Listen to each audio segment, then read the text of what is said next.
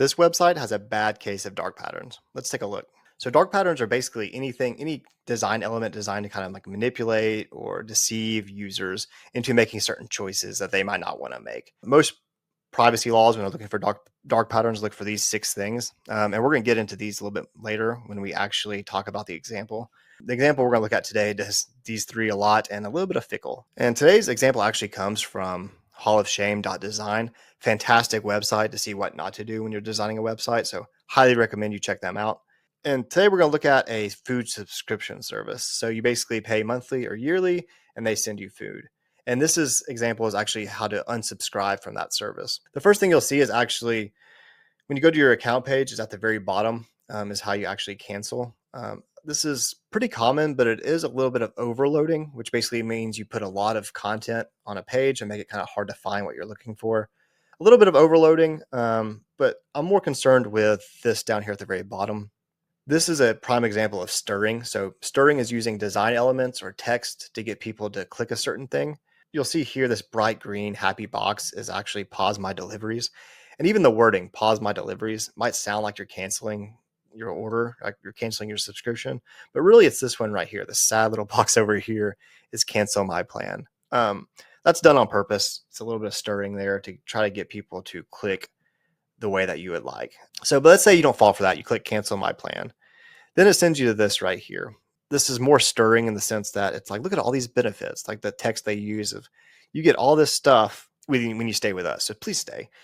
And it's nice and bright and green. And then you scroll down a little bit more. You got more content here. This is a little bit more overloading, ways to click out, a lot of information to make it a little bit harder to see this cancel anyway, the sad little button down here. So you don't fall for any of this. You click cancel anyway. It sends you to this page. Now we're starting to get into not only overloading, but skipping. Skipping is basically making the process so tedious that people might get distracted. They might just be like, you know what, whatever. I thought this would be quick, turning out to be a pain. I'll get to this later, right? And we're starting to get into the skipping territory where it's just like, oh, another page. Like, just get me out of here.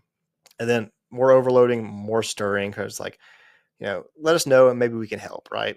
We were trying to help here. So click while you're leaving and we'll see if we can do something about it. So in this example, you say there's too much packaging. So then it sends you to this page. More overloading, a lot more skipping. It's like it's still involved in the process. A little stirring involved here because it says, look at all this stuff we're doing for the environment, and then they word it like, I'll stay. Like, you know what, that's great, I will stay, or cancel anyway. It's like, great for you for helping the environment. It's like, I'm just going to leave anyway. Again, bright green box, sad little box down here. You don't fall for any of this. You click cancel anyway. Then it sends you to this page, and now you're finally canceled, right? Now this is their one last attempt here though with dark patterns, and that's going fickle on us. Fickle is basically designing in a way that's inconsistent or unclear. So try to trick people last second. And you'll notice on this last page, the whole time to get out of the subscription, you've been clicking this sad little box down here, right? And for the final page, instead of this getting you out of the subscription, it now puts you back into the subscription. This is actually pretty common. It's not just this website that does this, especially when it comes to unsubscribing.